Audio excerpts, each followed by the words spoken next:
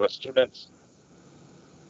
So dear students, kindly utilize this great opportunity to explore your knowledge. This is the first and foremost needed for your area.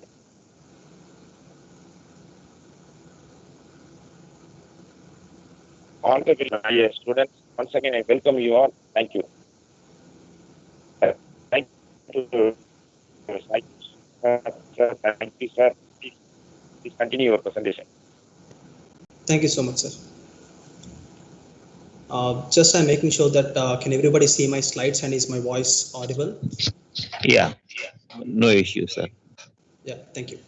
So hello everyone, myself Sai Krishna Gudi, a PhD research scholar here at the College of Pharmacy, University of Manitoba. And firstly, thanks to the principal sir for the introduction. And I hope you all are doing well and staying safe, especially during these unprecedented times. I also thank all the participants and delegates for your interest and thus showing up in this webinar session. So without any further delay, let's dive into our today's topic, that is all about predatory publishing.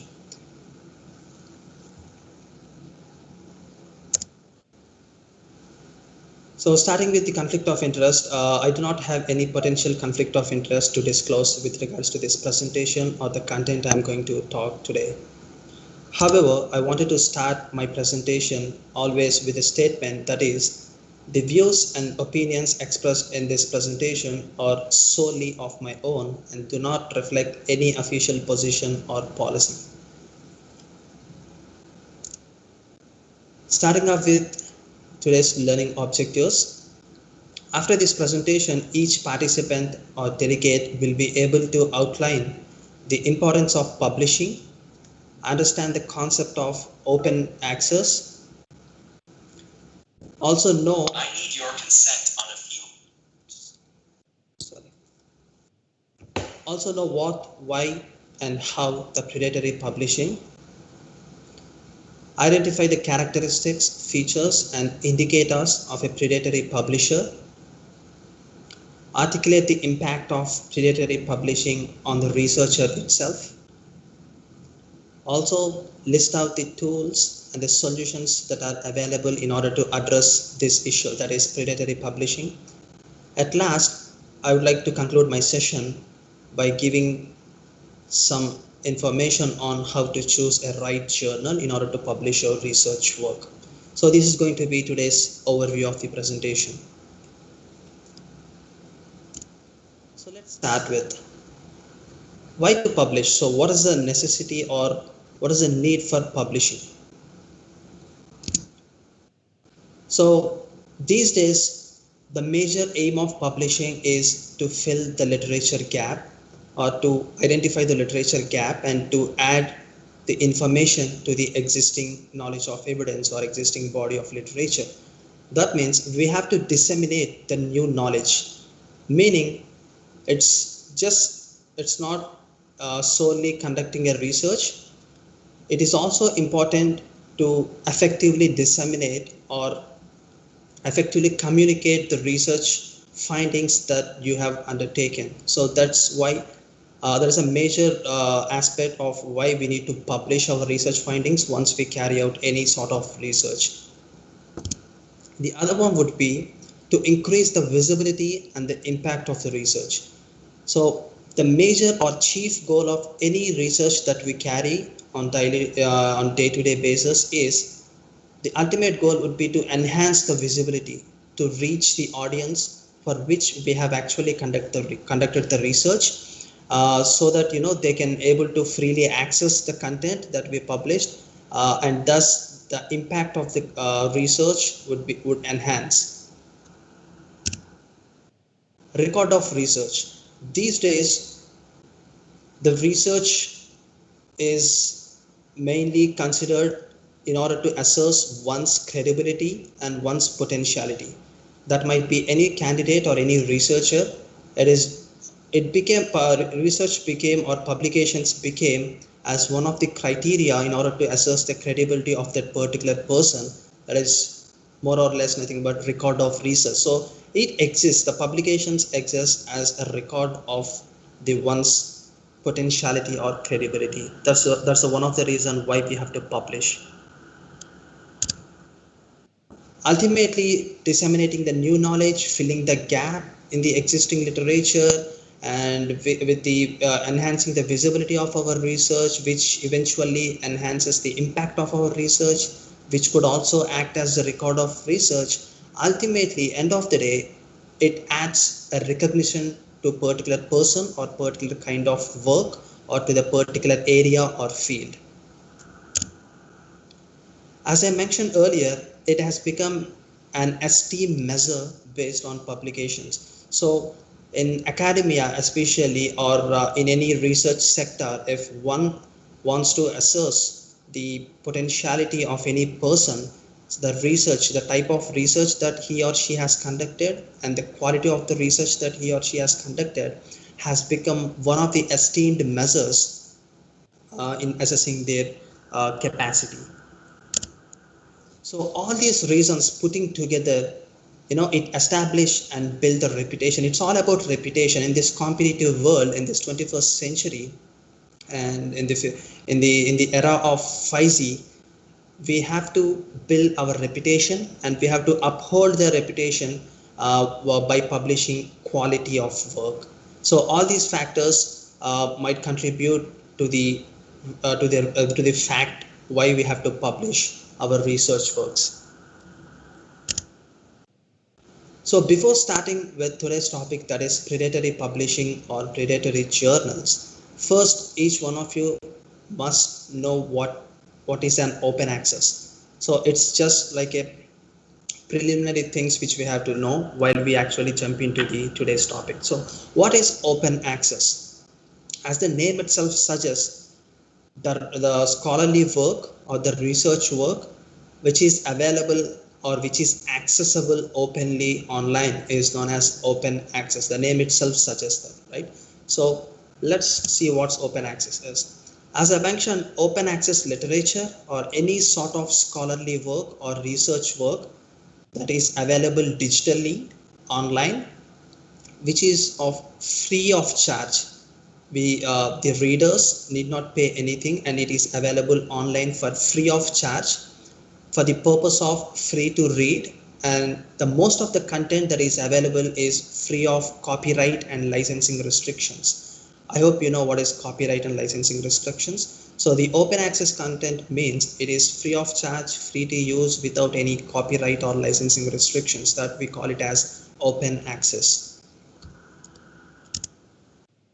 So now let's see how the open access has evolved. So first and foremost, if you remember, if anyone has already published papers and if there are any faculty members, a decade back, actually when I started publishing my first research paper a decade ago, the system of submitting a paper or an article to any journal would follow a traditional subscription model, meaning authors have to transfer a copyright form. I think most of you might remember, once we submit a paper to a journal, along with the paper we have to submit a copyright transfer agreement or copyright transfer form, where all the authors of that particular publication have to write their name and sign the form and then transfer along with the publication or the paper which we are submitting to a journal. So this is a sort of traditional subscription model where the journal will have the copyright of your article or the scholarly work that an author or a researcher has done, and primarily the revenue stream is through fees charged to readers. Meaning, suppose if I wanted to publish a paper, first I'll submit to a journal. Along with my submission, I'll be submitting a copyright transfer form saying that the entire rights of my work I'm just giving to a journal, or the journal will hold the copyright of the work, and I'll not pay anything. So then once if my work get accepted, that will be available online but not openly or freely accessible. Whoever reader wants to read the entire full text, so they will be paying the subscription to that journal or for that particular article, and then they'll be getting the access to that particular article. That is known as traditional subscription model.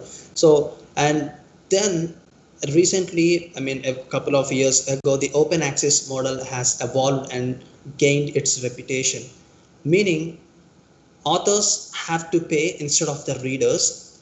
And the main thing you have to remember in open access thing is the copyright will still be held by the authors or the researchers itself, but not the journals. So there are two aspects to remember or to differentiate between traditional subscription model and an open access model. In traditional subscription model, authors will not pay any article processing charges or publication fees, but readers will be paying to the journal in order to get access to that particular paper. That is the first difference. And the second one would be the copyright of the content or the article will be given or will be held by the journal, but not the author. This is the subscription traditional subscription model. Coming to the open access model, authors will be paying the article processing charges and readers will not be charged with any APCs or publication fees. And since authors are paying, authors will hold the copyright of their own research. So that's the difference between traditional and open access model. I hope the concept is clear. So moving on to open access types. Let's very quickly look at what are the types of open access. So as I just mentioned, the conventional or traditional type, that is subscription based or paywall protected, meaning the content is not freely available to the readers and the readers have to subscribe to the journal or have to pay the article processing charges, or in order to get the access for the entire full text they have to purchase or buy that particular article. That is in the conventional model. That's what I said, reader pay model. It is also known as reader pay model because the readers are being charged for the getting access to the entire article, and the articles or the content is not available freely. So that's what they mention, no free access. And it is also associated with transfer agreement, meaning the authors will be transferring the copyright agreement to a journal.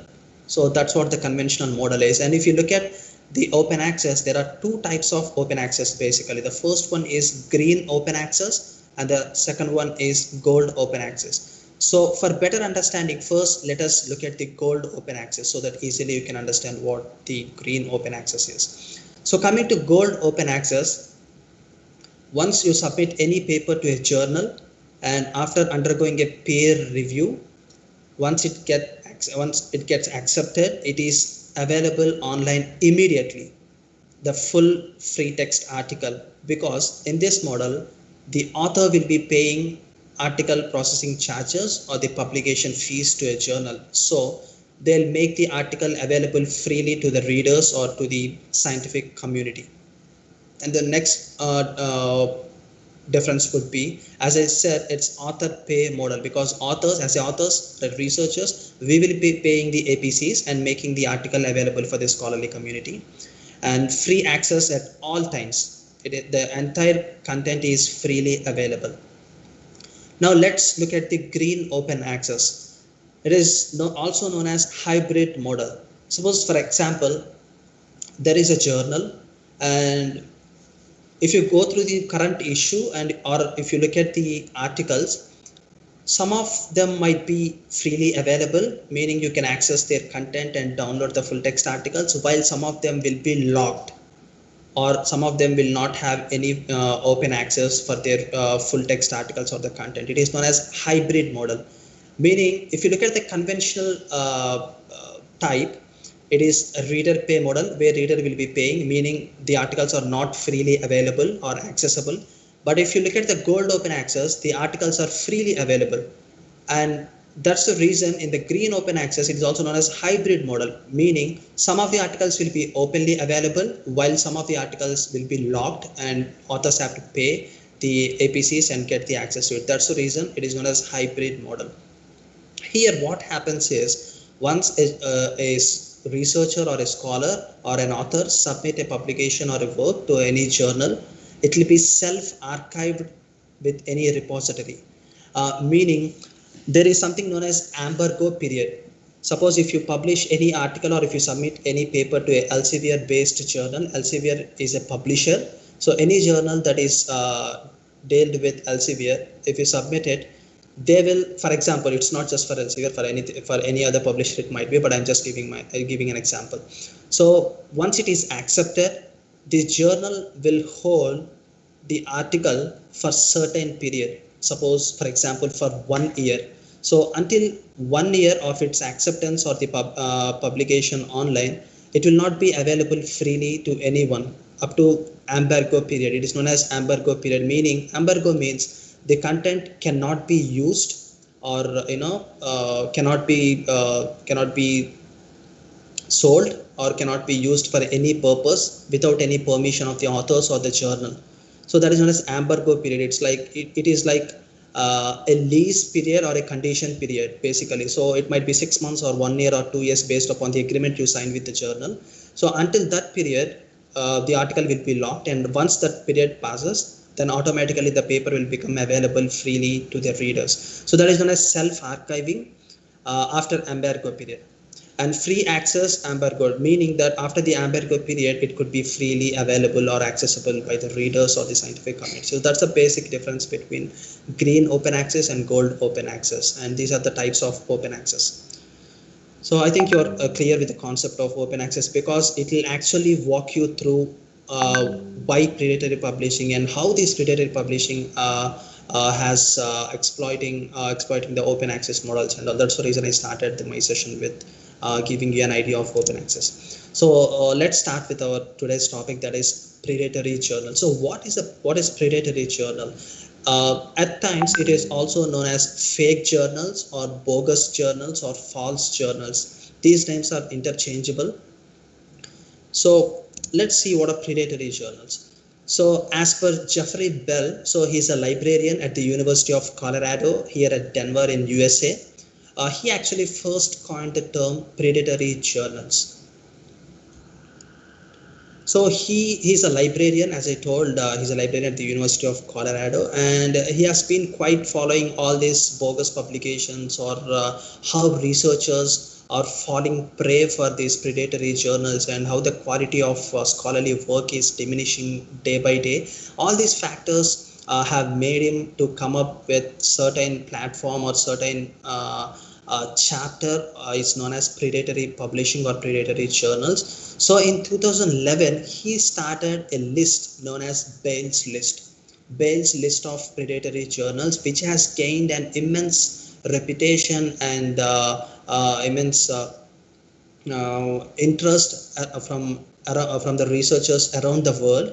And even today, for some reasons, in 2017, the Bell's list is no more available, and it's not continuing or updating on yearly basis. He stopped updating the list for a variety of reasons. I'll explain you. I'll just mention the reasons if you're interested. So in 2017, he stopped updating his list. Even then, even today, if someone wants to refer to any journal, or if someone wants to assess whether this is a predatory journal or a legitimate authentic journal, the first go-to reference would be Bell's list of criteria or Bell's criteria of predatory journal. So it has gained such importance around the world.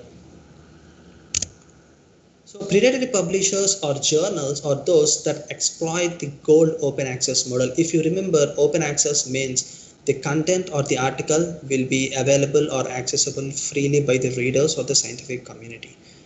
Also, if you remember the gold open access characteristics, there the authors have to pay the article processing charges. So that's the concept of open access. If you want your article to be open access and available freely to the public, author has to pay the APCs or the publication fees, and that these predatory publishers and journals has taken that as a leniency, and they're trying to and continuing to exploit this gold open access model for just their own profit.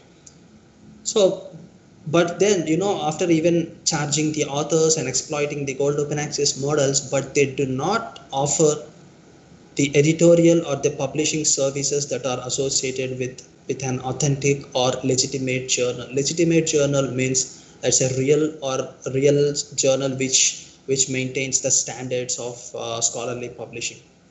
They do not offer any editorial or publishing services. That might be copy editing services, starting from peer review services or production services, or English proofreading services, whatever it might be. These predatory journals simply do not offer any of these editorial and publishing services. So let's look at a bit deeply what is a predatory publishing actually. So it's a venue of opportunistic publishings. It's a place or a venue where one can take the advantage of this publishing that is known as opportunistic publishing, which actually exploits the academic need to publish. These days, each and every institution or organization in developing countries like India or developed countries like US, Canada, UK, Australia, whatever it might be, there is a lot of pressure and there is a need to publish. I don't say there is a lot of pressure, but still there is a need to publish, and there is a huge rush in publishing papers in order to keep the pace with the rapidly growing scientific community. We have to publish something, we have to work on something on day-to-day basis, on the daily basis, and then we have to come up with the new investigations or the new research findings that can actually add to the current body of existing literature. So these predatory journals are taking this as an opportunity and exploiting the need of the researchers to publish. And usually they make false promises or false claims. Usually that could be in terms of quick peer review. So they say they offer you a quick peer review, meaning that once you submit your paper, within 24 hours, 48 hours, within a week or within a month, your paper will be accepted and published and available online. So they make false promises in order to lure the authors into submitting papers. They actually make the authors or researchers to fall prey for such journals and submit the papers. Also, as a thumb rule, just remember one thing. I sincerely wanted to tell all of you guys who are listening to my talk, as a thumb rule of predatory publishing, just remember one thing. If you don't remember all the online tools, or if you can't use all other things that are available in order to assess whether a journal is predatory or legitimate, just remember one thing. None of the legitimate journals or the true journals which holds the authenticity will never publicize or will never promote their journal, at least in the form of emails. They might promote their journal in their websites, or maybe they may call for some special issues or special volumes or special set of articles in their website officially, but they never reach out to the authors or specifically to the researchers by sending out the emails personally. So that's the first thumb rule. Predatory journals often send thousands of emails requesting researchers to submit a paper for quick publication. So if you receive any email to your Gmail, Yahoo, or whatever it might be, requesting you for submitting a paper to their issue or to their journal, so never submit your paper to such journals, because none of the legitimate journals, that might be BMJ, Plus One, or any journals associated with Springer, Elsevier, Wiley, whatever it might be, they never ask you to, they never request you to submit your paper. If you are receiving an email from the journal, just block that journal or just block the sender. It is definitely going to be a predatory journal. So let's very quickly look at this infographic, which depicts the alarming rise of these predatory publishers and journals over time.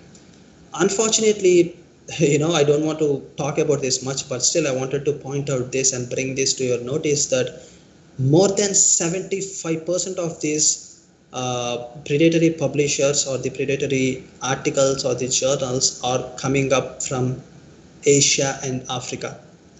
Just if you combine these two continents, it makes up to more than 75%, which is really huge. So just imagine. And specifically in Asian countries, among Asian countries, if you look at India in the next in the below pie chart, around 30% of the predatory publishers are from India. Just forget about the Asia, and if you look at the orange pie piece which says Asia excluding India, meaning it's just around 30 percentage of these publishers, predatory publishers, are from India, which is really concerning. And if you put all Asia, India, and Africa together, it's like more than 75 percentage. It's like huge. And actually, these predatory journals have taken place or emerged in the year 2014. Actually, they started booming up everywhere, irrespective of their countries, regardless of their origin. In 24, it has taken its space, and around the world, approximately 74 million USD dollars have been earned by these predatory journals, which is like a big amount. And around 500,000 articles are published in 2014. I mean, the predatory journals published around 500,000 papers or 500,000 articles. Also in 2017, I request all the participants to mute their mic.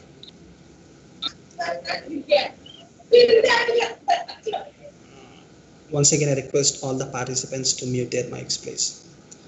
Thank you. So if you look at the curve or the trend of hijacked journals, so these hijacked journals are something different from predatory journals, because predatory journals are of their own, and they try to mimic the other legitimate journals and request researchers to publish in their journals, and they do not follow peer reviewing or the standards. That is a predatory journal, which is a fake journal. Coming to these hijacked journals, actually these are the journals which actually resembles to the legitimate journals. They directly copy the title of the journal as it is, and they make up the authors, and I mean the editorial board and the website looks like similar to the legitimate journal. Suppose if someone comes up with a journal by title Lancet or BMJ or whatever it might be, it's as it is hijacked the original journal, and then they started a fake journal. So that is known as hijacked journals. And if you look at the trend, there is a 283% of increase in the trend over period or over time of these hijacked journals. So all these things will give you how fast these predatory publishers or the predatory journals are taking their leap towards publishing the fake articles. So why predatory journals? Why they exist and why they are gaining a lot of importance? As I mentioned, they made around a lot of millions of dollars in 2014. And if you look at the hijacked journals trend or the alarming rise of this predatory publishing, it's rising day by day. So what makes these predatory journals so appropriate in order to gain their interest?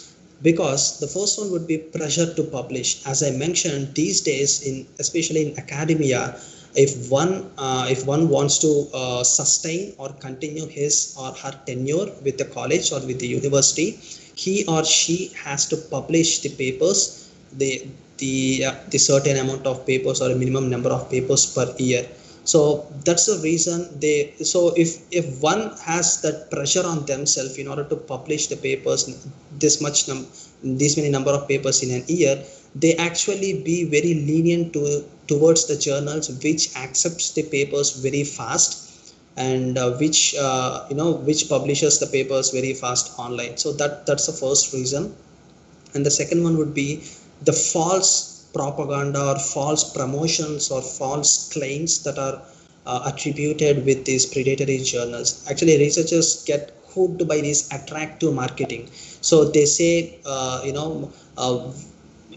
we are just impressed with your profile and we would like to request you to contribute a paper to our issue. And they call you with some cold calls by something like that, doctor or something, even though you are not a doctor yet. Even for most of the students pursuing their PharmD, bachelor's or master's, they prefix you with doctor so and so. We are pleased to invite you to our editorial board, or we are pleased to have you on board, or please submit a paper which we appreciate a lot, and all stuff. And they actually attract these people, and all this false marketing or making these researchers fall prey for these predatory journals. So there are many other factors why predatory journals are taking their leap, but I feel these two are the most important ones.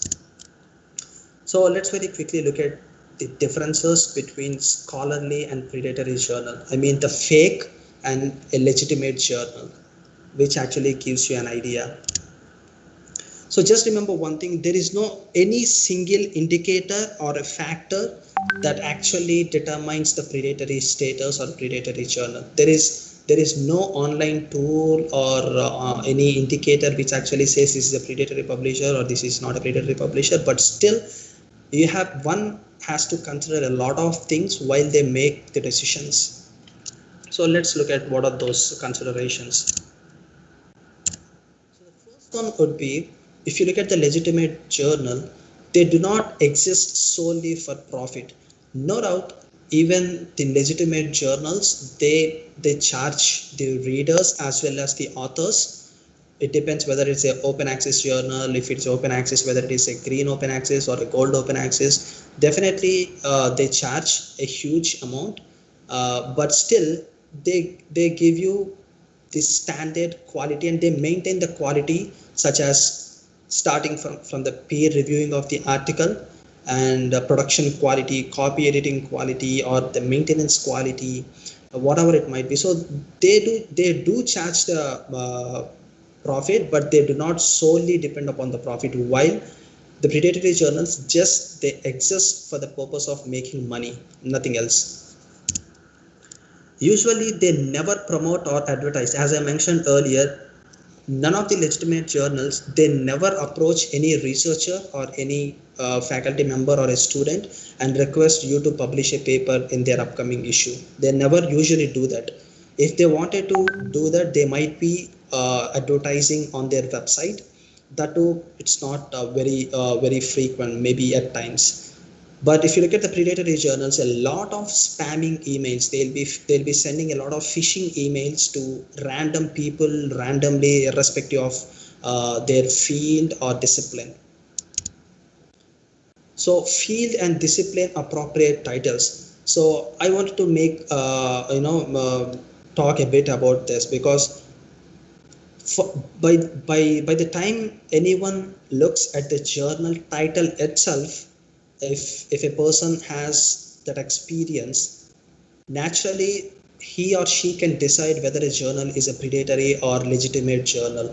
Suppose for example there is a journal by name International Journal of Scientific Research, or Indian Journal of Medical Sciences, or something like that. Just an example. I don't even know whether they exist, but I'm just giving you an example. Meaning they are not specific to any topic or any area or any field. It just says International Journal of Scientific Research. So whatever research that we are carrying out, irrespective of the discipline, that might be a research related to an engineering field or a medical field or any field, that is a scientific research which every one of us are conducting. It just says International Journal of Scientific Research, meaning it is not particular to any field, any area, or any topic. So look, the field and disciplines are very appropriate titles. They'll be holding the appropriate titles as legitimate journals. But these predatory journals, they are like bizarrely broad titles. They are not very specific to any topic. Suppose there exists journals by name of the diseases. Suppose Indian Journal of Leprosy. So they only accept and publish articles related to leprosy. Or Indian Journal of Stroke. So they only accept articles related to stroke. Suppose International Journal of Alzheimer's Disease, or International Journal of Dementia, or International Journal of Diabetes, or something like that. So they just solely accept and publish the articles related to that particular field itself. And in all the cases, the articles which we submit to a legitimate journal are peer reviewed. Peer reviewed means they take certain time. It depends upon the journal to journal, starting from 3 months, 6 months, a year, or a couple of years, and they review the paper or the article which you have submitted very, very closely and very by maintaining all the appropriate measures. and they also take the opinion from the editorial board. First, the editor will go through the paper, and then if he or she satisfies, then it goes to the editorial board. And if the editorial board is satisfied, at the same time they might send out the paper for the peer review by the external reviewers or the researchers that exist in that field. So this process is known as peer review. It undergoes a peer review. And when it comes to the predatory journal, the peer review is like it's not going to happen, and it's impossible. And they also publish papers very fast, like within a couple of days or a week or within a month of you actually submitted a paper, which is like unrealistic. And if once you submit a paper to a journal, it actually takes a minimum of a month or a couple or of 2 months at least to start the process. And once if it undergoes a peer review, it might take 3 more months. And for the first decision, whether it is accepted or rejected, it might take at least of 4 months to 6 months. And within weeks, within 2 to 3 weeks, if a predatory journal is publishing a paper, the peer review is unrealistic. It means it never undergone a peer review. And coming to the impact factor, I hear from a lot of people, whenever they wanted to publish an article in a journal, they just look at the impact factor. So they talk a lot about impact factor. This journal has impact factor of this journal has impact factor of this. But just remember one thing: impact factor is just a single measure, or one of those many measures that are available in order to assess the quality of that journal.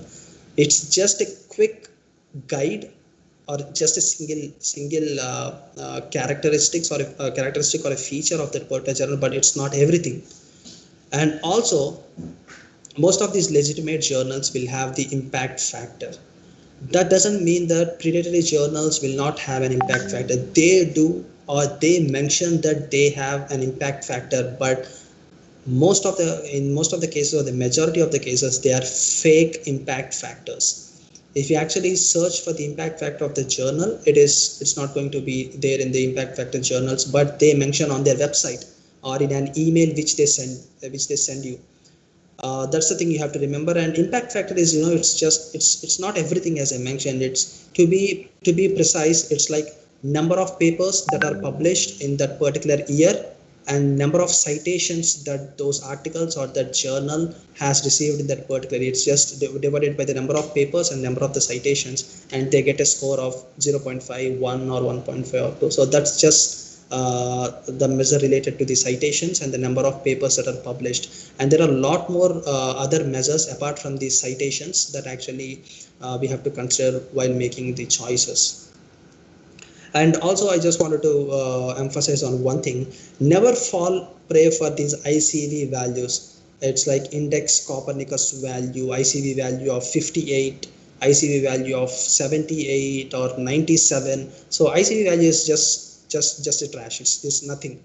So it's not an impact factor, and it doesn't deal with the quality of any journal, but it's just one of those measures. And the other one would be editorial board. Whenever you wanted to submit a journal, or suppose, for example, you have received an email from so and so journal, and then just go to their website first. Just don't believe the email which you have received. Just click onto their website, go to their website, then start keenly looking at things. First, look at how the website is designed, how actually you felt by looking at the website. One can easily identify if he or she has an experience by looking at the website itself, whether it is a fake journal or a legitimate journal. And once you have looked at the journal design and the production values, then go to the editorial board. So who are in editorial board, and where the editor-in-chief or associate editors or any other reviewers are from, in which country, and what are their academic affiliations and positions. And also, then the next step is just don't believe whatever names that are there on the editorial board, and just don't believe with their affiliations. Suppose, for example, they might have me on their editorial board without my permission, or without me letting know that I exist as one of their editorial board members. I might not be aware, but people looking at my name, they might think, okay, I'm familiar with this person, so this person is on the editorial board. No, they might not. I might not even be aware of that. And even in some instances, the person will never exist. It's just some random name. If you wanted to identify that person by going through that his or her details, that person never exists, and they just put some affiliation like University of London, University of Cambridge, University of Harvard, but actually that person never exists in that university. Sometimes that person exists in that university, but that person is not actually aware of this, that he or she has been mentioned as one of the editorial board members. So look at the editorial board very clearly. Even predatory journals will have editorial board, no doubt, but as I told, it's a false editorial board, or they made up the editorial board, just randomly collecting the names of the well-known researchers in that field, and they just put without their permission or something like that. They'll just be very careful. And the last one would be, look at the contact information. So a decade ago, when I started publishing a paper, whenever I wanted to submit a paper to any journal, first I'll go to the contact section, because I wanted to know whether that is an international journal or a national journal or a local journal, because each and every journal will have a title which starts with International Journal of so and so, but that actually exists in a small state or a small city in any developing country, but this says International Journal of so and so, and all the editorial board members are from a local city or local state, but still the heading says International Journal. So that's the reason I used to go and see whether this journal is from a particular country or particular state, and who are the editorial board members and all. If you look at the predatory journals, they will never mention the contact information. Most of the times they never mention, or there will be insufficient contact information. Suppose even if they mention, that might be a fake contact information. So these are some of the factors which differentiate between legitimate and the predatory journal. So now, how to spot a predatory journal, how to identify a journal whether it is a predatory or a legitimate one. The first one is, they ask for a submission fee instead of a publication fee. So there are two types of fees that are associated with publication. The first one would be submission fees, and the other one would be publication fees. Mostly 95% of the journals that are associated, that actually charge fees to the readers or the authors, whatever it might be, they only ask publication fees. 95% of the journals, they never ask the submission fees, meaning you can submit your paper or an article to any journal, and if it undergoes the peer review, and if it gets accepted, only then the journal will request the author to pay the publication fees or the article processing charges, but not just for the submission. Just maybe 2 to 5% of the journals, they also ask for the submission fees. Forget about whether it will be accepted and published. Even in order to get considered for the peer review, while you submit the paper itself, they ask a fees like 500 rupees or 1,000 rupees you have to pay, and then submit your paper. And once it has undergone a peer review, they might reject your paper. The submission fees will not assure you the acceptance of the publication. So mostly these predatory journals will also ask for submission fees, which is strange. And then editorial board is very small. It consists of usually 5 members or 10 members. Just remember one thing: for any standard journal, there will be editor-in-chief. He is a main editor, and then associate editors. There might be a couple of them, 2 to 3 associate editors, and then a broad board of editorial members or reviewers, maybe starting from 15 members, 20 members, or 30 members, whatever, depending upon the journal. But coming to these predatory journals, editorial board comprises of very small group of people, or sometimes it says coming soon. They'll not mention any information on editorial board. And it also says an issue will be available at certain time. Suppose you have submitted an article to a journal, and it says immediately within a day, okay, your article has been accepted and it will be published in our upcoming issue. And you have waited for a month or a couple of months, and when you actually email the journal, they might say, okay, it might be published in the upcoming issue, or it might be coming soon or in the next issue. But just remember that issue never going to come. It will never publish. It will never appear.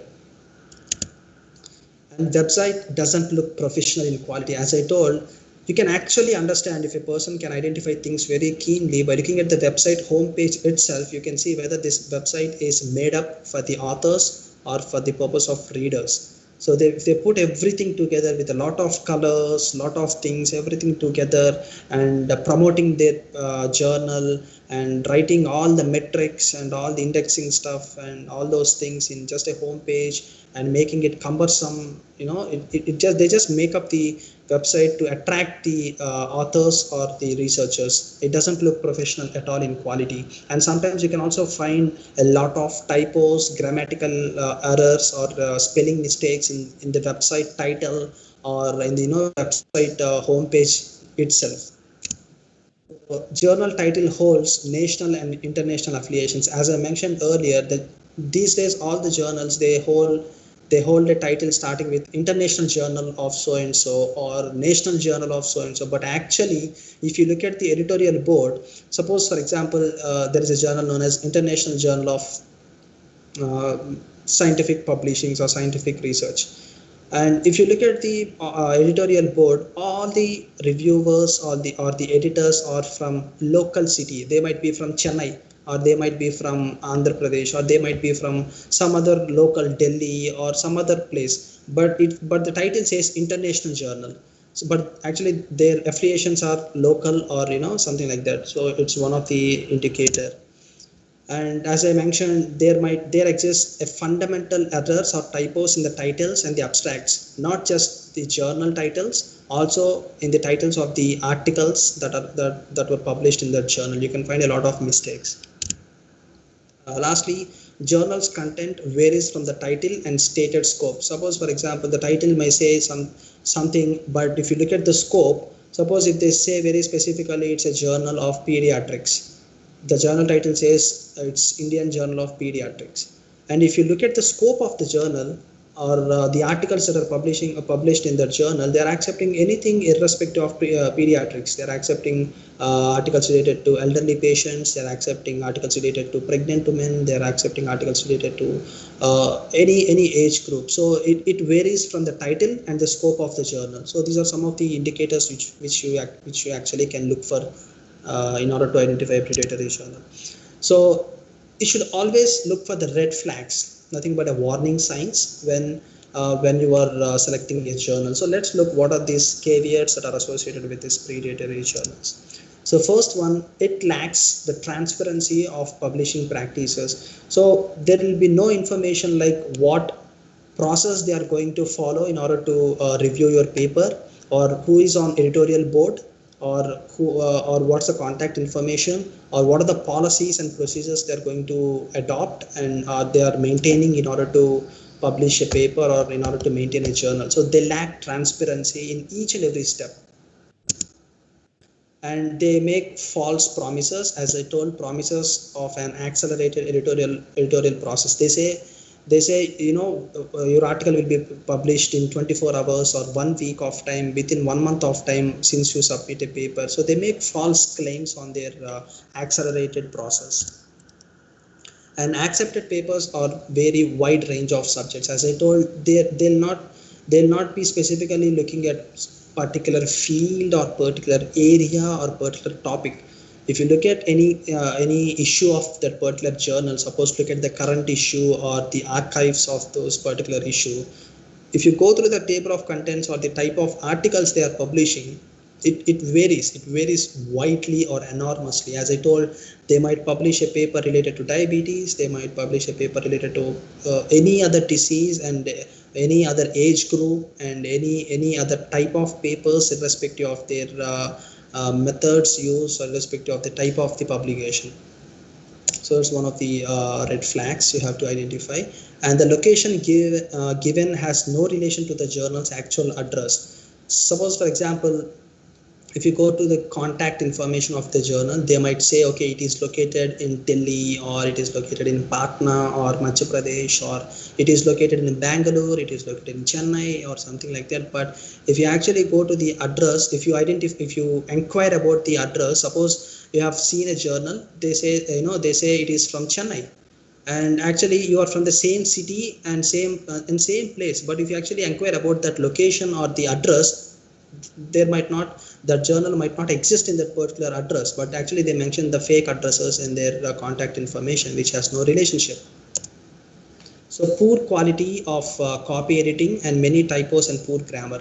As I told, once any article has been accepted, it has to undergo a copy editing or a production department of the journal, which they set the paper into a PDF format or a specific format that the journal has been adopted with. But all these predatory journals will hold a poor copy editing. They just publish however you submit to them. They'll not even worry about affiliation or copyright issues or conflict of interest statements. They maintain poor grammar. They'll not ask for English proofreading, and they not offer any services that are associated with this quality editorial or publishing services.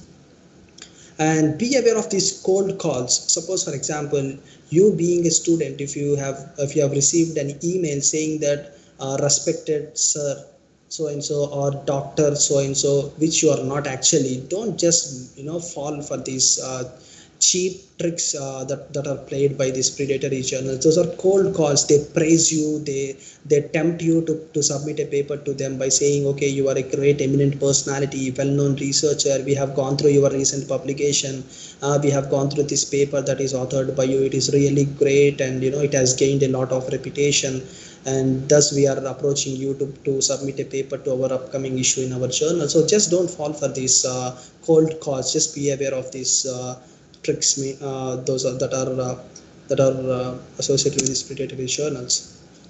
And websites target authors but not readers. As I told, any sort of a website or any association or organization has to target the audience or has to target the readers, but not the researchers or not the authors. So most of these journals will be like, they'll be targeting the authors, and they'll be attracting the authors by putting all the fake information on their website to submit the papers, but not actually they are of no use to the readers. And false indexing claims and citation counts. Suppose, for example, I don't want to mention any journal name, even though I clearly or completely understand or know that is a predatory journal. I don't want to take any names, but still, if you open that website or a journal homepage, you can see ICV value 98, number of citations, number of counts, number of publications, or a lot of citation counts and everything. None of the journals will put all these legitimate journals will put all these citation counts and number of all these metrics and all such stuff on the homepage or the website itself. So, and also these indexings. And if you wanted to submit a paper to any journal, I sincerely suggest you to go through their abstracting and indexing services. Each and every journal will have their own abstracting and indexing services. Just if you click on the abstracting or indexing section, you can actually know or see, you'll be able to see in what databases or indexing services that this journal is indexed with. Suppose, for example, if you look at the electronic biomedical scientific databases like PubMed, Scopus, Medline, or PubMed Central, Embase, Web of Science, ProQuest, Sinhal, Google Scholar, Cochrane. There are a lot of indexing and abstracting services or the databases. So actually look at them. If the journal is indexed with either of these databases, then you can go ahead. But also you have to make sure one thing. If you have gone through the abstracting indexing services, and if they mention, okay, PubMed, Scopus, or anyone, like suppose Scopus, just don't immediately get deceived by looking Scopus in their abstracting or indexing service, and just don't submit your paper. Go to the Scopus site or go to any online tool, which I'll be talking in the next slides, where you can actually cross-check the indexing services, or simply go to the Scopus site, or there is something known as Schimago journal rankings. Just go there, type the journal name, and you can actually it gives you all the metrics whether the journal is indexed in that particular website or not, since how long it is indexed, how many citations have been attributed to that journal, and what's the impact factor, and all the metrics and details of that. But only then you can confirm, okay, this journal is indexed. Because I can show you any random journal which mentions PubMed or Scopus in their website, but actually it is not indexed in the PubMed or Scopus. There are a lot of journals. So just make sure about these indexing clients and citation counts. So I consider these are some of the red flags that we have to make sure when we choose a journal. Now let us look at the indicators which indicate whether the journal is legitimate or a predatory journal. So whenever I come across any new journal that I haven't heard about any time earlier in my life, first I'll see whether it is a paid journal or a free journal, meaning whether we have to pay any article processing charges or it does not charge authors or the readers for publishing any sort of content on their journal. So any legitimate journal will definitely mention whether they are going to charge any APCs for the authors. If yes, how much they are going to charge. If you look at the predatory journal, they will not mention any charges on their website. So if you assume that it is not charging any money, and if you submit the paper within a day, you will get the acceptance letter saying that your paper has been accepted. Please pay the article processing charges to the following bank account with the bank details. But actually, it was not mentioned in the website, or else it will be the author fees will be very unclear. It says yes, but it will not mention how much are we supposed to pay. So just look at for this as one of the indicators. And guarantee of acceptance, as I told, the cold calls or the false claims, they definitely assure you in the email itself, the first promotional email itself, they guarantee you with regards to the acceptance. And they say if you submit the paper within 24 hours, the paper will be accepted, or within 48 hours, the paper will be available online. They are assuring and they are guaranteeing the acceptance, which is not at all the case with the scholarly journals or the legitimate or authentic journals. Even though you are a well-known researcher, even though you hold a lot of research experience and a lot of publications, nobody can guarantee you the acceptance of the current paper that you are going to submit. It has to undergo the peer review. It has to get the comments from all over the editorial board members and the external reviewers. Only if it is of good quality and making sense, only then they will accept and they can guarantee you the acceptance. But otherwise, nobody can guarantee you the acceptance, where in the predatory publishers does. So promise of very fast publication times within a week or 48 hours, as I have been mentioning about this. Incomplete or misleading reporting of policies, because if I don't know whether how many of you are aware of COPE policies, that is COPE, Committee on Publication Ethics. All the journals, regardless of their discipline or area, they have to register themselves or be part of the scope, and they have to maintain and adopt to the scope COPE principles, that is Committee on Publication Ethics. And there are a lot of reporting policies that are associated with any journal, but there will be lack of this information or incomplete or misleading information in those journals, including copyright and user license. Suppose they never talk about copyright. Who is going to hold the copyright of the article that you are going to submit? Either the journal is going to hold the copyright or have all the rights on the article that you are publishing, or the author itself will hold the copyright priorities. So the information will be very unclear and misleading sometimes. Poor production quality. As I mentioned, each journal, once the article has been accepted, it has to undergo the production and copy editing or copy setting, which is very poor. Journals description and guidelines and in the article that are published, so there might be grammar or the errors. It maintains basically a poor publication quality.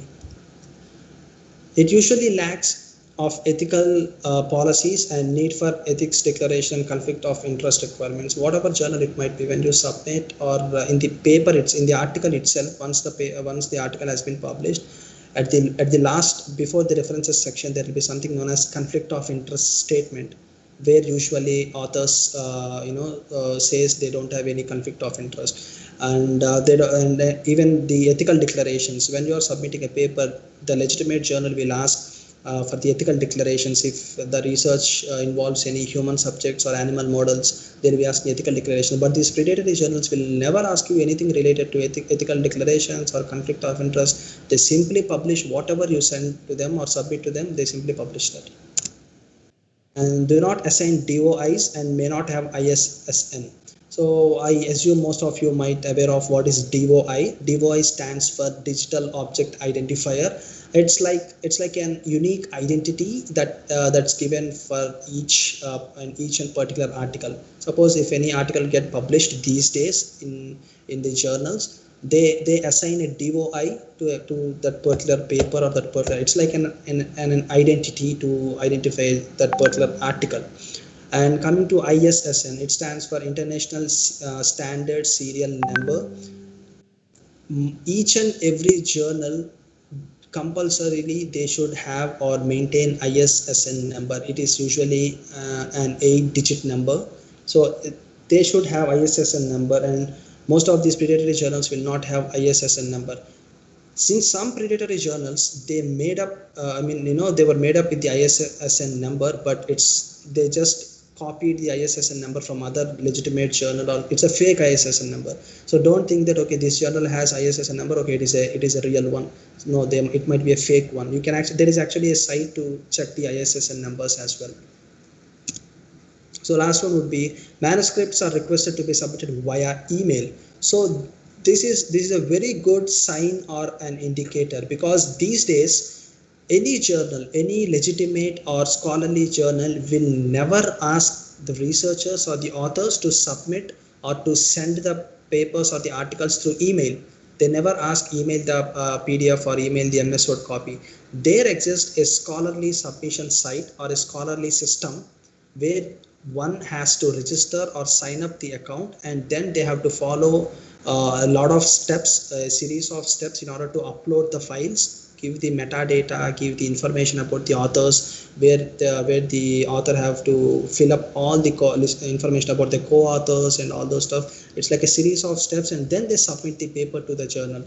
So if anyone asks you to submit the paper through email, definitely it's going to be a predatory journal. And last but not the least, these predatory journals will not hold retraction policy, meaning each and every legitimate journal will hold a retraction policy. Meaning, suppose if I publish any paper in a journal, when I submit it, no doubt it will undergo a peer review. At the time of peer review or a publication, everything might seem okay or fair enough, or everything might seem good enough to publish. So the editors might publish my paper in their journal, but after some time, like as time move on, they might come across, or some other researchers might point out at my article that was already published, and saying that no, this is not correct. Can the researcher explain me how they did this, how they did that, and all. And if a lot of concerns arise regarding my publication, and if I'm in a position not to answer that or not to address those things, immediately the journal will withdraw the paper. Actually, I'll have the right to retract the paper, and journal will have the right to withdraw the paper or remove the paper. That is known as retraction policy. Once a paper is published, that legitimate journal will have the ability to retract. But these predatory journals, they will never retract your article. Suppose I have published a paper in a predatory journal unknowingly, and after 6 months I came to know that is a predatory journal, and if I request them to withdraw the paper, I would like to withdraw my paper, they're never going to respond, or they're never going to withdraw the paper. So basically they don't have any retraction policies. So very quickly, let's look at some more additional features on how to identify these predatory journals. So they usually have titles very close to those of highly reputed journals, which is also known as a name game. As I told, they'll be, as I mentioned about hijacked journals, they'll be hijacking the journals as it is. Suppose BMJ or NEJ, a New England Journal of Medicine, or PLOS ONE, or any journal that is published in Elsevier, Springer, or whatever it might be. The legitimate journal, the predatory journal name will be very close to that real journal.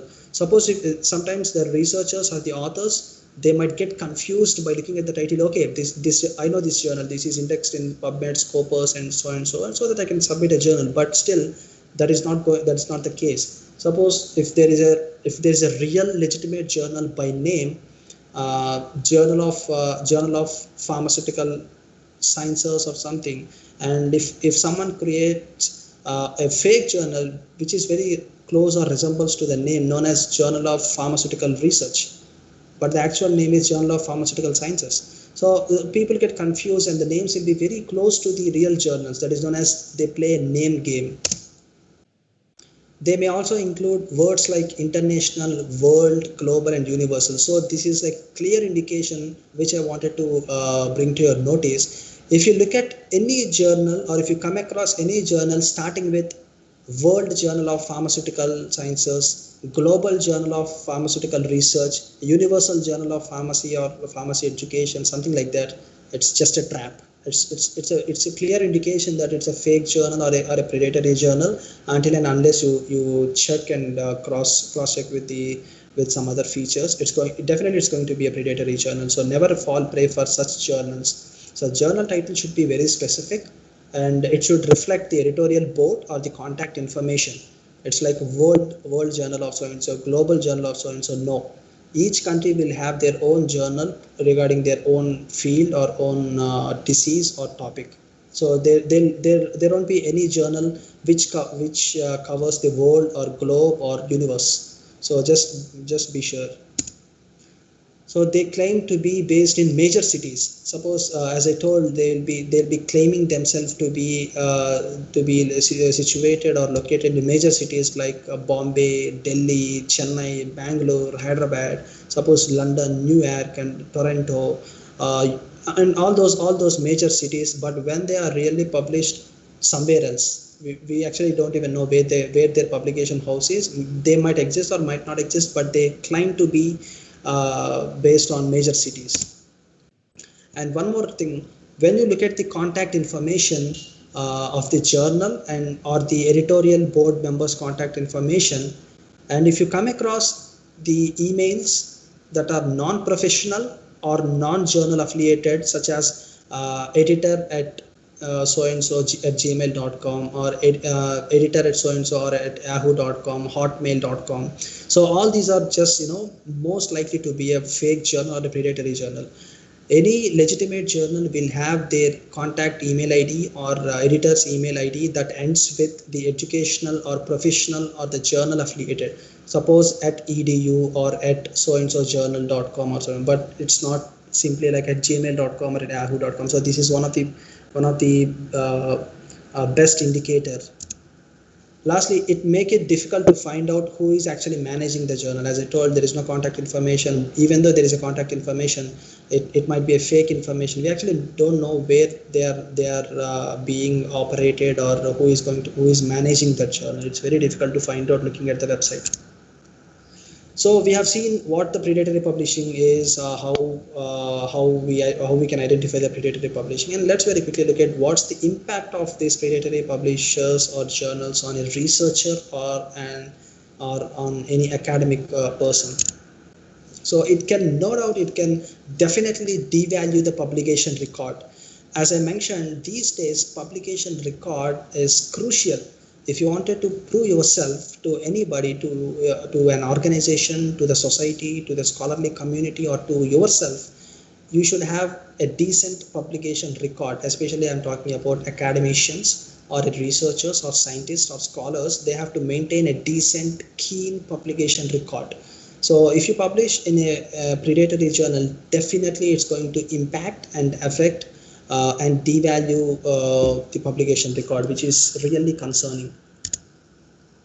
So I can strongly suggest all the students or even the faculty members, if for instance, if you wanted to pursue higher studies, or if you wanted to settle in academics, if your dream is to become a lecturer or a professor or a teacher, or already the people who are in academics like lecturers or recent assistant professors, I sincerely suggest be very careful while choosing a journal, while submitting to any journal, and while publishing a paper, because for people who are in academics, it's like really important. Suppose for the students who are not willing to continue their career in academics, then it's up to you. It's even in such situations, I not suggest you to just randomly go with the journals, but still then it's up to you. But if you wanted to be in academics where people will judge you based upon your publication record, just be careful.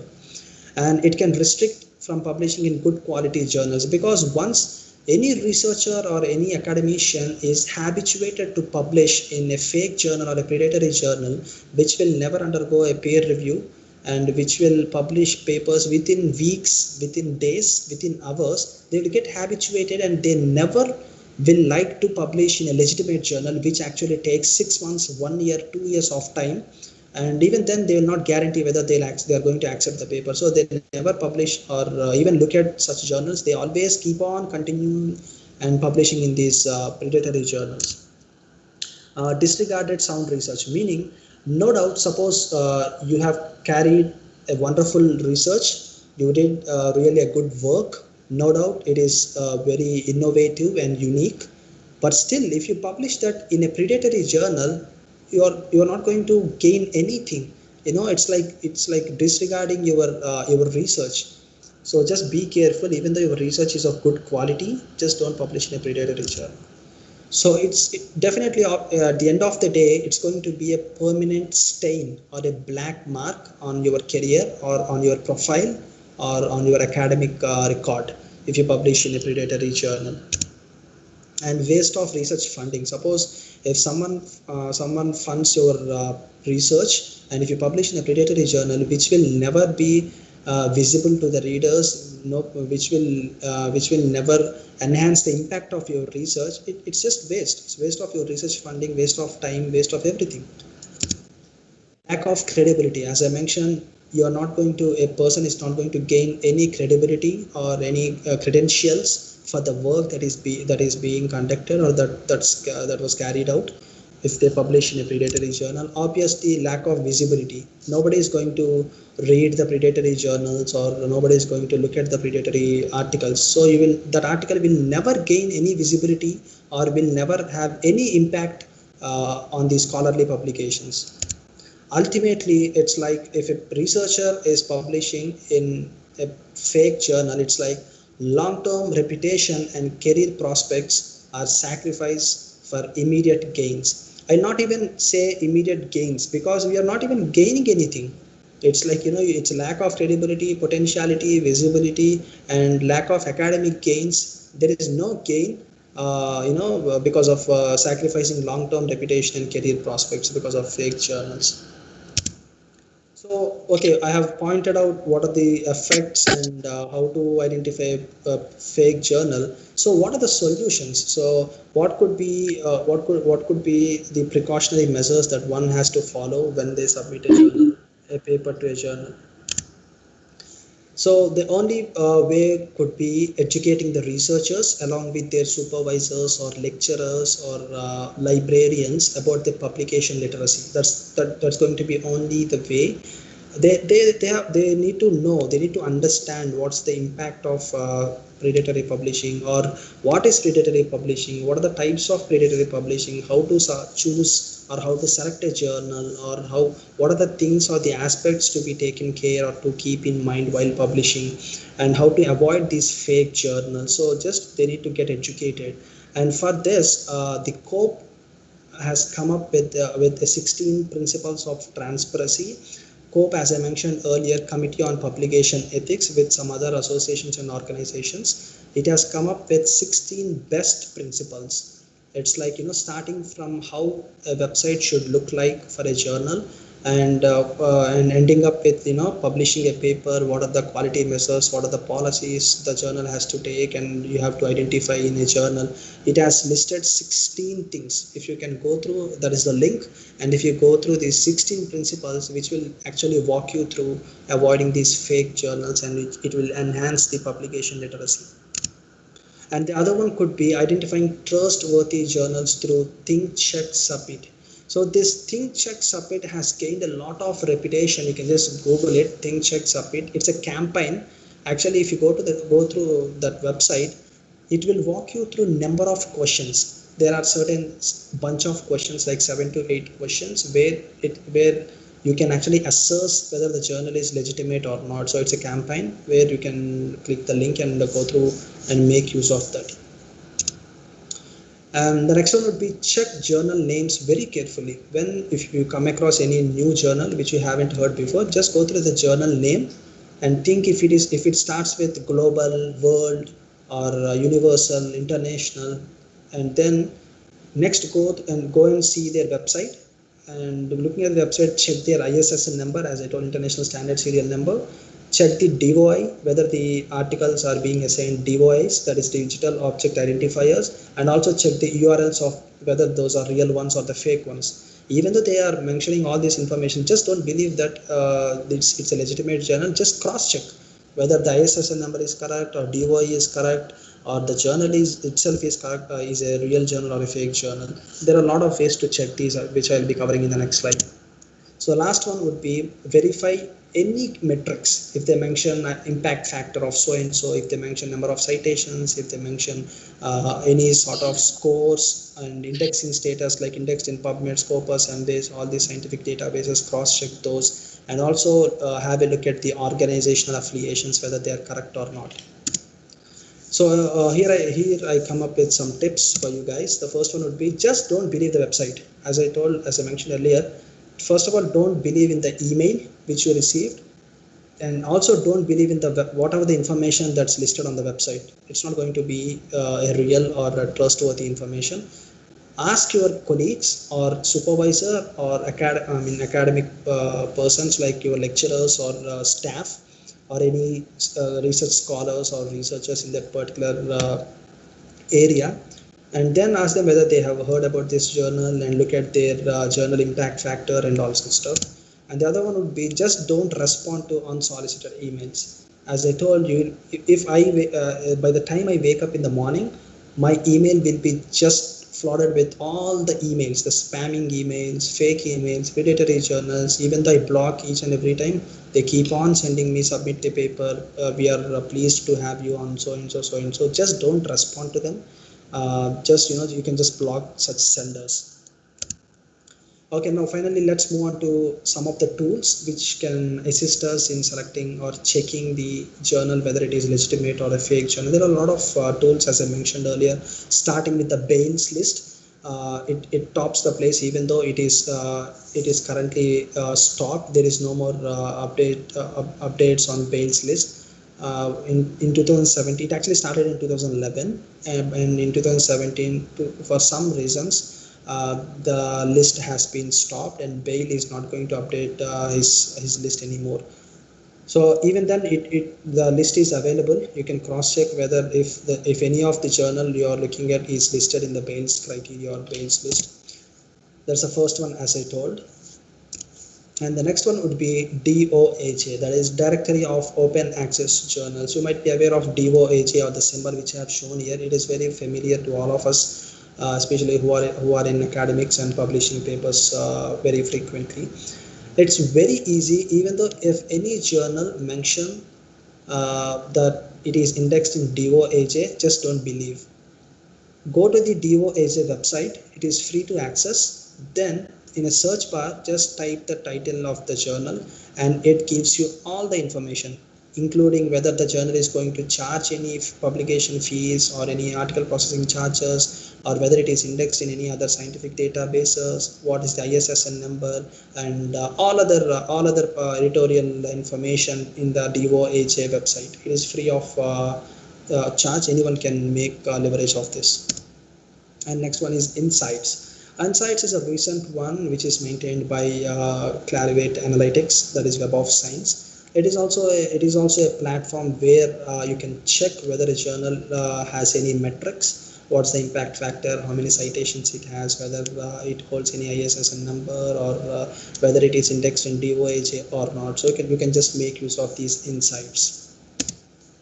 Other one would be abstracting and indexing databases. As I told, just make sure, because as I mentioned earlier, the goal of any research is to enhance the visibility and to reach the audience. That's the only goal. If I wanted to publish a paper, if I'm writing a paper, my major goal is to reach as many people as possible.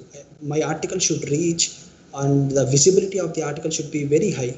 That is the only goal for any research. Suppose I have conducted a world-class research with high standards, and if nobody is able to read that article or see that article or go through that article, if it is like in a limited space, it's of no use. It has to reach the public. So for that reasons, it can only reach the public, or the visibility could be high only if it is published or indexed in any of these electronic scientific databases like PubMed, Scopus, Embase, Web of Science, Google Scholar, or all such stuff. So just check at their abstracting and indexing databases. Meaning, go to PubMed, search the journal name. You can actually see whether the journal is indexed in PubMed or not. Go to Scopus, go to Web of Science or Embase. You can actually type the journal name. You will be getting whether it is indexed in that particular database or not. If it is indexed, it's good. And then you can go ahead with the submission of your paper. The other one would be Open Access Scholarly Publishers Association, as I told, OASPA. It is one of the associations that actually maintain the scholarly publication practices and policies, along with the COPE. As I have been mentioning about the COPE, that is Committee on Publication Ethics, and Open Access Scholarly Publishers Association, including WAME, that is World Association of Medical Editors. So these three are the associations which actually are the governing bodies of maintaining principles and policies for the best practices in scholarly publishing. So these are some of the online tools. So I just wanted to end my session by letting you know how to select a right journal, because a lot of people, students, juniors, and many people, they approach me saying that, sir, how can I select a journal? This is my topic. Can you just suggest any journal? I'm not anyone to suggest a journal. There are a lot of factors to be determined when you submit a paper to a journal. I'm no one to decide that. As an author, or a person who actually wrote that paper has to decide on what journal he or she can make this paper to. Nobody can suggest a journal, just by looking at the title of the article. There are a lot of factors. So for that reason, I wanted to, bring up some information how to select a right journal. So first and foremost, some general factors, that is, talk to your friends or colleagues, faculty members or advisors and librarian. Just discuss with them, saying that this is my topic, this is the project I have undertaken, or this is the thing which I have done. So which could be the appropriate journal to publish? It might be the professors or lecturers or your faculty members or your seniors or colleagues, whatever it might be. That's a general tip. And next one, what journals do you read most frequently? Suppose you might not submit your paper to some journal which you might not aware of. So just submit a paper to a journal which you are aware of and which you are actually reading most frequently. That could be one thing.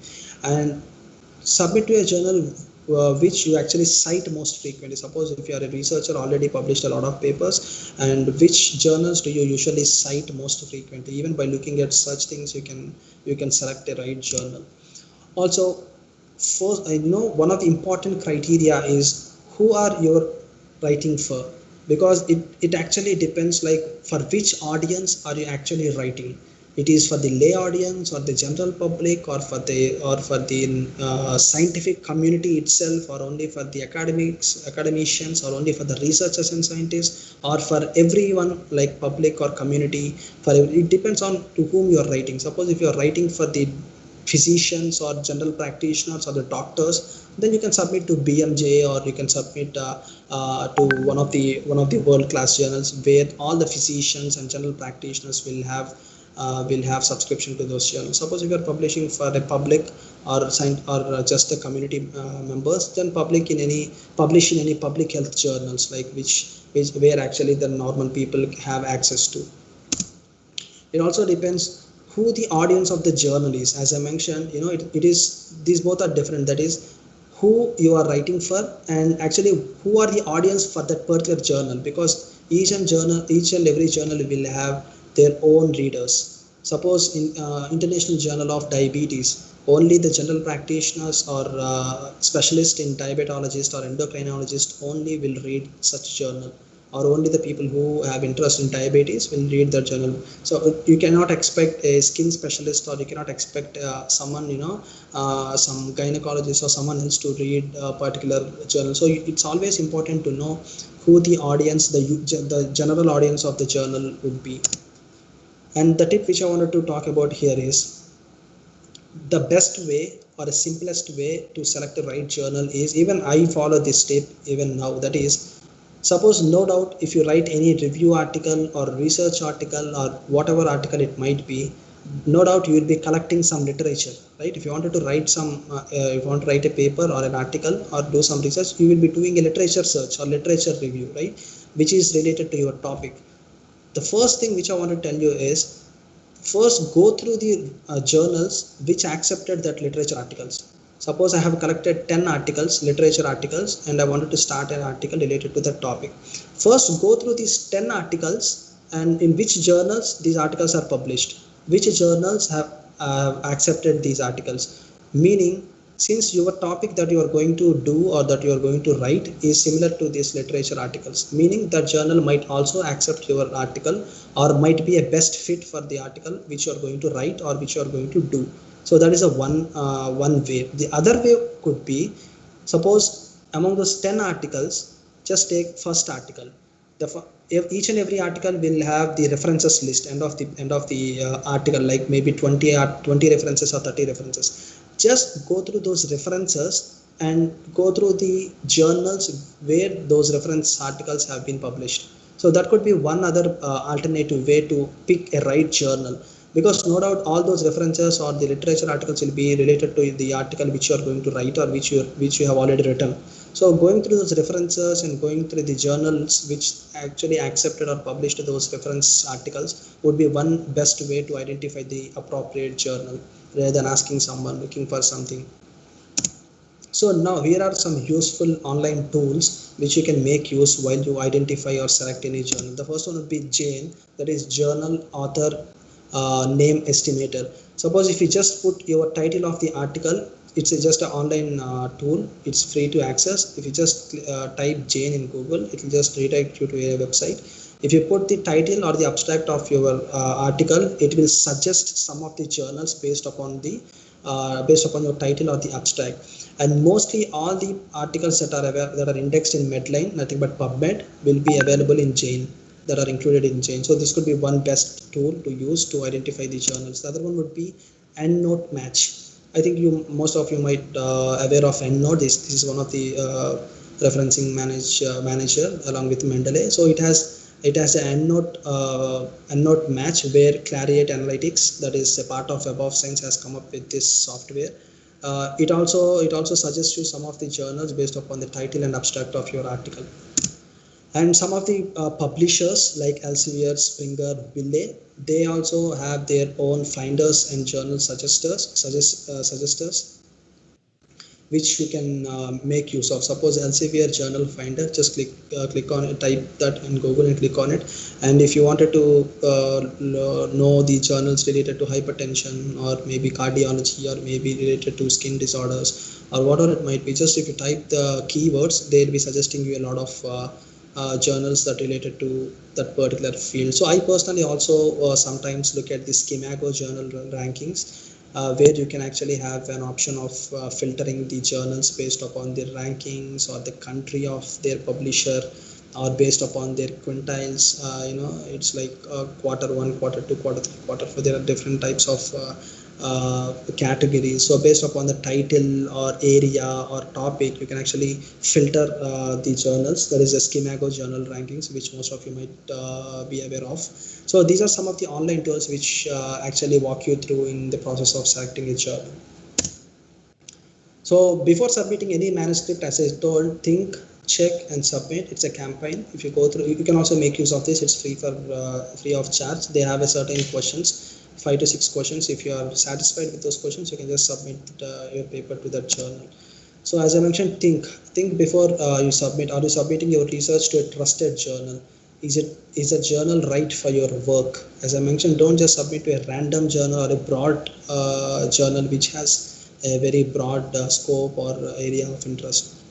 And then check a couple of times, do you or your colleague know the journal or heard about the journal, or can you easily identify the contact, the publisher or any editorial board members or the contact information, or articles indexed in services that you use like PubMed, Scopus, Embase, whatever it might be. Are these articles indexed in those journals? Just check for all these things.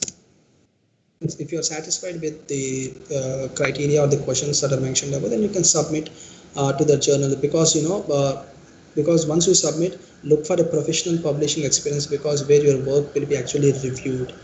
So these are the few things which you have to keep in mind. So just concluding this session with some take-home messages. As I mentioned earlier, there is no single identifier or a factor that determines the predatory status. There are a lot of factors, and out of experience, you have to come up by yourself, looking at the website or looking at the metrics, looking at the indexings, or use by making use of some of the online tools and website. You have to decide on whether the journal is a predatory one or not. There is no single indicator saying that which states that okay, this is a predatory journal or this is not a predatory journal. Everything must come out of experience. And also uphold publishing ethics. Do not compromise. As I told, it will reflect your publication record, and it will be a stain or a black mark on your on anyone's career, academic career or research career. So do not compromise and uphold the publishing ethics. And also do not solely blame predatory publishers, because the negativity or the wrong things are everywhere, but it's us, it should be within us whether we are attracted or we are following them. So just don't solely blame them. Think critically and act wisely. Just making use of all these online tools and the tips which you have given, just act wisely, and think twice before you publish. Just don't solely blame predatory publishers. Once you publish in a predatory publisher, just don't blame them. Okay, they sent me an email, they actually tempted me, attracted me, so I published. Just don't blame them, but think very critically before you submit. And just my sincere or honest suggestion, that is, improve the quality of the publications but not the quantity. Just don't look at the quantity. Okay, I have 10 publications or 20 publications, 30 publications, 40 publications, it doesn't matter. So what matters is the quality of the work. Even though if you have one publication that was published in a huge, well-known, reputed, legitimate, authentic journal, that is more than enough. Even though if you have 10 publications which published in a predatory or a fake journal. So concentrate on quality but not quantity. At last, I wanted to suggest that let's all strive for stopping this predatory publishing and upholding our publication ethics.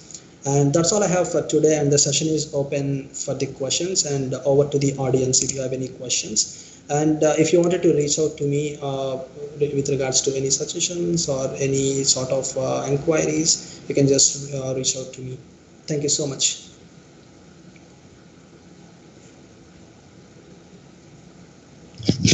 Thank you, sir. Any questions?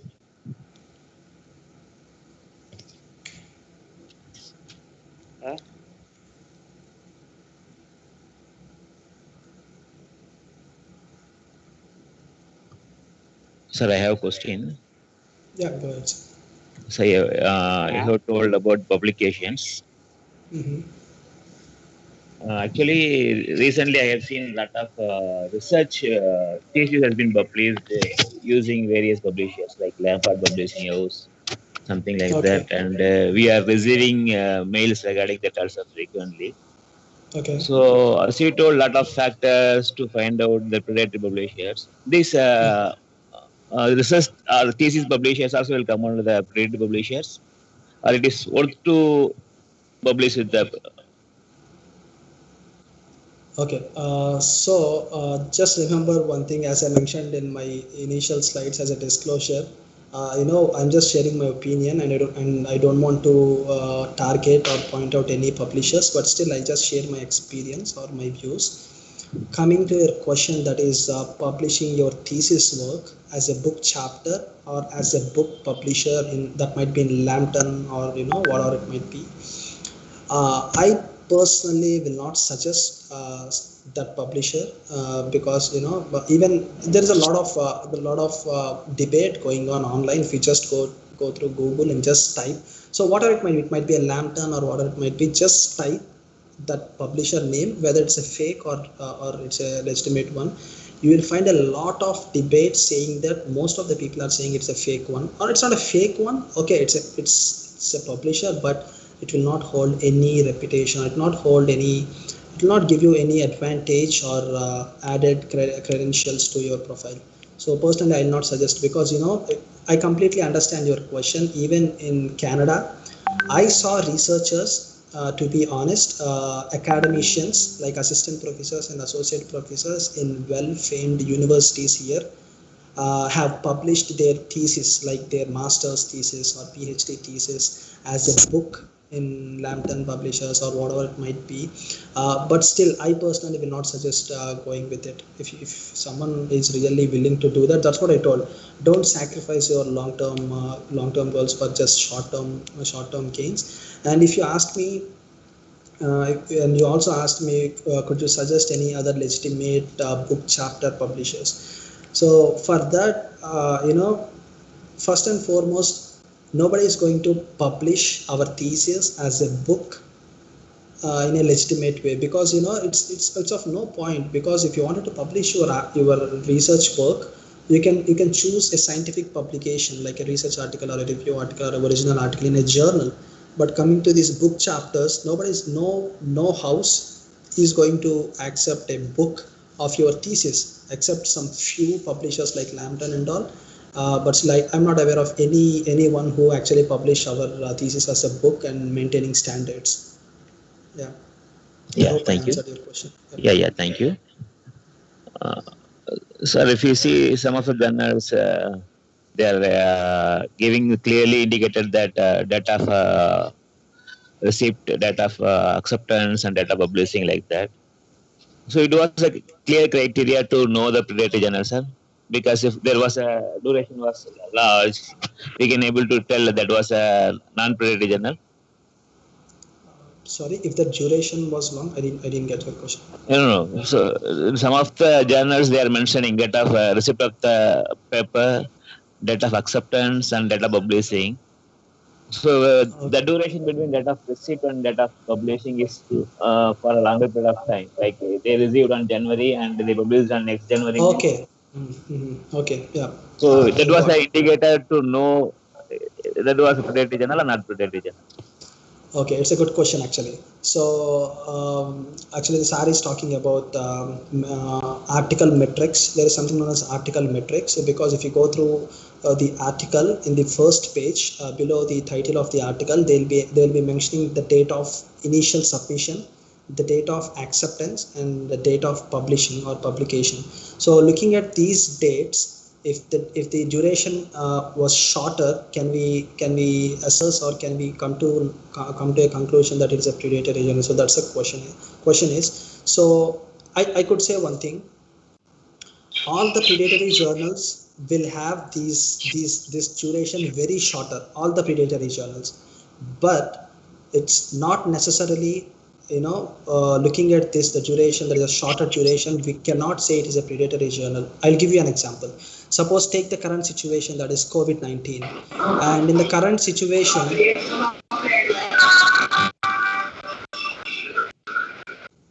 can you please mute your mic?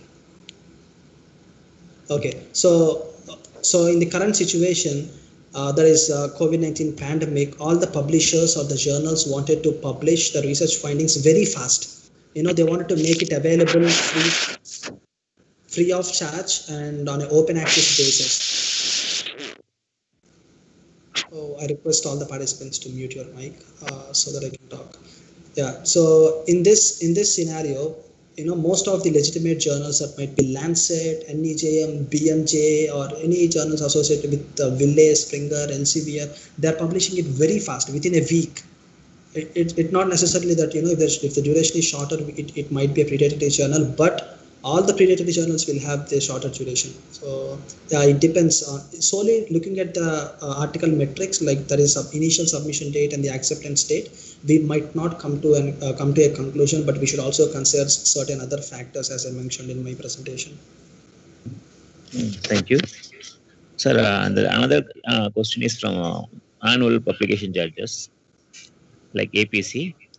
So some of them are charging very less, like 500 rupees or 1,000 rupees. Some of them are charging more, around 5,000, 8,000 in US dollars also. Yeah. So that difference, it indicates the quality of the journal, or it's fixed by the publisher itself. So it's again a good question. So I might not comment on this completely, but I'll give my opinion. If any journal has very limited or less article processing charges, suppose 500 rupees or 1000 rupees, then definitely it's going to be a predatory journal most of the times. If someone charge you 500 rupees or 1000 rupees, that means they are actually, they are actually tempting you, they are actually making you attract to the, okay, it's just 500 rupees. If you pay 500, these days everyone is in a position to pay 500 rupees. So if you pay 500, your article will be there online, so definitely it's going to be a predatory journal. Suppose if it is a legitimate journal, they'll not, if it's really 500 rupees, they'll not bother about that. Either they will not go with the article processing charges. If they are really concerned with the article processing charges, they will have huge and high article processing charges. It might be 50,000, 40,000, and even 1 lakh rupees. They'll have huge publication charges. But that doesn't mean that if any journal has high processing charges, it is a legitimate journal. So, but if it has any less publication charges, that is $100, $50, or 500 rupees or 1000 rupees, then there are more chances to list that as a predatory journal. Yeah. Yeah, thank you. And there is a question from publishing through conferences. So Okay. nowadays, there has been a practice when you are attending a conference, you are presenting a paper in a conference, automatically they have been qualified for publishing. So as you told, a peer review, and regarding in conferences, we are having limited resources. Mostly a group of teachers working in the same institution, they are going to be review a paper. How that can be considered for publications? So your opinion regarding that? Okay, so both predatory journals and legitimate journals, they publish conference proceedings. I don't say that only predatory publishers will publish these conference abstracts. Even legitimate journals, sometimes they do, not frequently, maybe yearly once or yearly twice. That too, they will have their own conference, annual conference, or they might be associated with just one conference, and all the abstracts that are being selected for the conference, they might be publishing as a special issue just yearly once. And coming to your question, even I have seen a lot of conferences that are happening in India. They are why the reason I'm talking about India is I'm from India, and also I'm talking to the audience who are mostly from India, right? So that's an example. I don't say that only India it's happening, everywhere it's happening, but still. So I have seen conferences that are associating with some journal, and and if your abstract gets accepted to that conference, simultaneously end of the day, all the abstracts will be published in that journal. So even there, I don't have anything to comment whether there's a good practice or a bad practice, but I will suggest you one thing. Forget about this conference or the abstract or the whatever it might be. Go to the journal, identify for the factors which I have talked about, whether it is indexed in any of the databases like PubMed, Scopus, Embase, whether it has impact factor, whether it is assigning DOIs, or whether it is maintaining a good website, a good information like contact information, editorial board members, who are the editorial board members, and how much time they are taking to publish, what are the metrics of those, whether it is indexed in what all those like ResearchGate at least, or some other Google Scholar, all those things, and then come to a conclusion whether it's a good journal or not. And if it is if you decide that it's a bad journal or a bad predatory publisher, then I suggest not even attending that conference also, because there is no point. Even though if the conference members might be really good, you might know them, you might know the principal of the college, you might know the organizing committee of that conference, you might know everyone. But once if this college or the conference is associated with the predatory journal, then ultimately even that is going to be that it's like, that's going to be of no use. They're associated with them. So I don't suggest that. Just go to the journal, look at the indicators or the red flags. If you find any suspicious or anything going wrong, then just don't go. Don't even submit your abstract to the conference. Just don't present in such conferences. Suppose, for example, if you take, most of you might know ISPI. ISPI is International Society for Pharmacoepidemiology, or else you might know ISPOR. Right? Almost all the colleges have their student ISPOR chapters, regional chapters, and all the chapters. And if you look at the ISPOR, all the annual meeting or mid-year conferences or these power abstracts which are selected will be published in particular journal. Suppose if you take ISPI, they have drug safety journal, pharmacoepidemiology and drug safety, PDS. It's a very good journal, very well known and authentic journal, and it is just once in every year annual conferences, all the abstracts will be published there. Even for the ISPOR, the journal associated with the ISPOR is Value in Health. I think most of you might know. So it's a really a good journal. So such journals and such conferences, they are really worth of doing it. But rest all the conferences, I don't even suggest submitting an abstract to. Yeah, so your opinion regarding patenting versus publishing. Sorry, sir, I didn't get it. Yeah, so there are two options: is that we can go for patent rights, or you can go for publishing. So there are two different streams. As an academician, what is your opinion for patenting versus publishing? Okay, so coming to pharmacoepidemiology or pharmacy practice or clinical pharmacy, basically we don't involve with patents. There is nothing to do with patents because we are not discovering or inventing a new molecule or a new drug or a new product in order to go for a patenting. But as I agree this with the field of pharmaceutical analysis or pharmaceutical chemistry or pharmacology. So such departments, if they synthesize any molecule, any new molecule, if they wanted to go for a patent, yes, definitely they can go for a patent in a government based registry where they can get a patent ID and it will be registered in maybe patent gov.india or whatever it might be, or clinical trials gov.india. So if it is authenticated country based government based thing, then definitely they can go with the patency. At the same time, they can also publish their, this a patent is just like a license. It's just they are registering, you are getting the authority over some molecule. It's just a license, meaning if you publish it, the content will reach a lot of people. Because suppose I have a patent, and if I register the patent under my name and I was assigned with a patent number, meaning nobody else will know what I did and on what I am doing a research and what I discovered. Just I registered, I got a license and I got the authority, that's a patent. But if you publish in a layman language or in an understandable way, it will reach a lot of audience within the field, outside the field, the general public, community members. And that's the difference between patent and publishing. Publishing for the broader range of audience, patent is just between you and the patent organization or the patent office. So yeah, so it depends upon you whether you wanted to disseminate or share your research or findings with everyone, then go for publishing. If you just want the license and the authority under your name or a number, something like that, then go for a patent.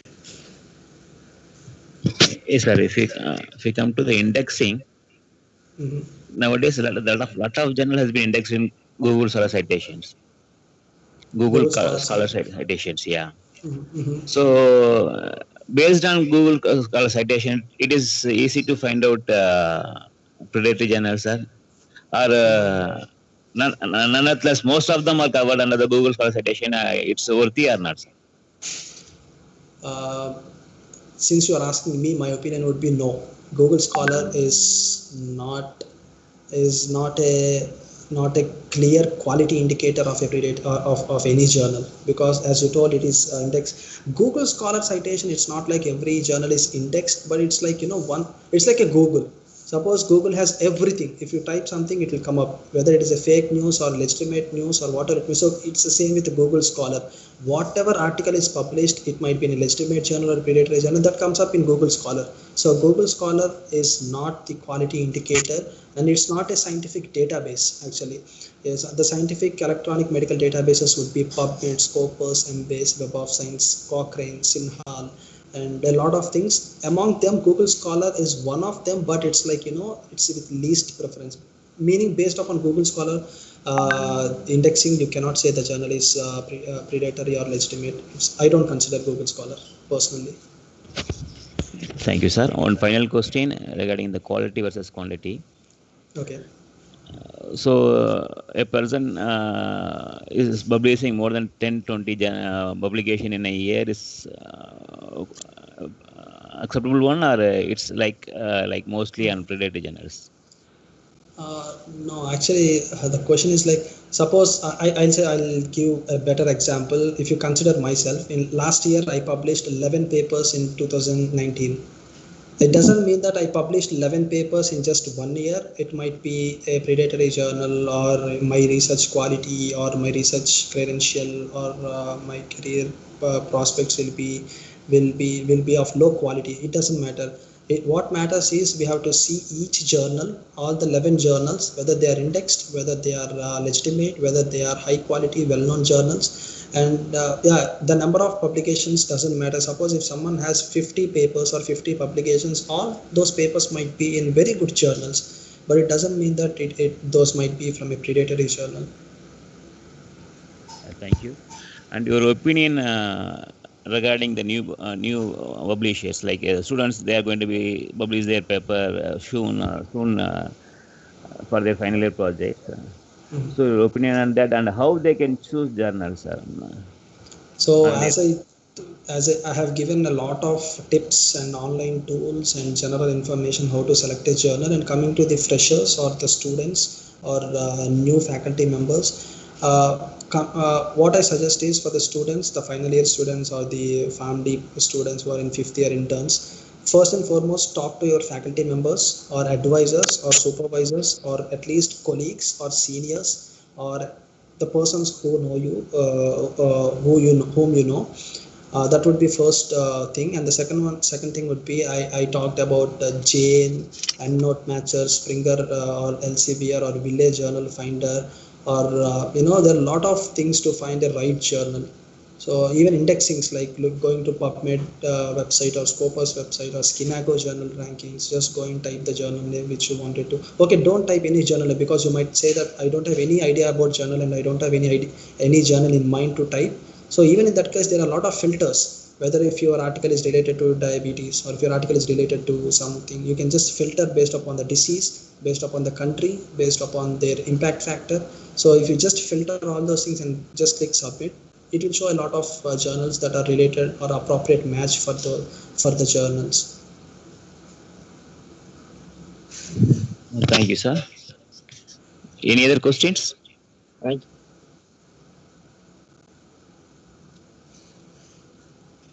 Thank you, Dr. Sai Krishna, sir. Really, we had a informative and excellent explanation. This interaction will motivate the student and encourage them in active learning in the forthcoming, sir. Thank you. On behalf of our management of Kalasalingam Group of Institution, hereby I express my wholehearted thanks to you and your for giving such a informative and wonderful presentation, Dr. Sai Krishna, sir. Thank you, sir. Thank you.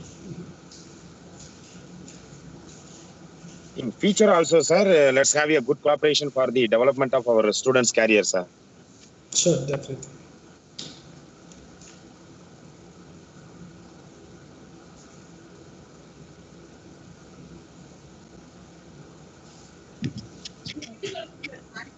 Side. Thank you, sir. To guide, help in the development of our pharmacy students, sir. From Thank you so rural much. Tamil Nadu, from rural. Sure, it's always my pleasure. Thank you, sir. Thank you, sir. Thank you, sir. Thanks for your wonderful support, sir. Wonderful presentations. Thank you so much. Thank you, sir. Thank you, sir. Take care, sir. Bye. Take care. Bye everyone. Thank you, sir. Bye. Thank you.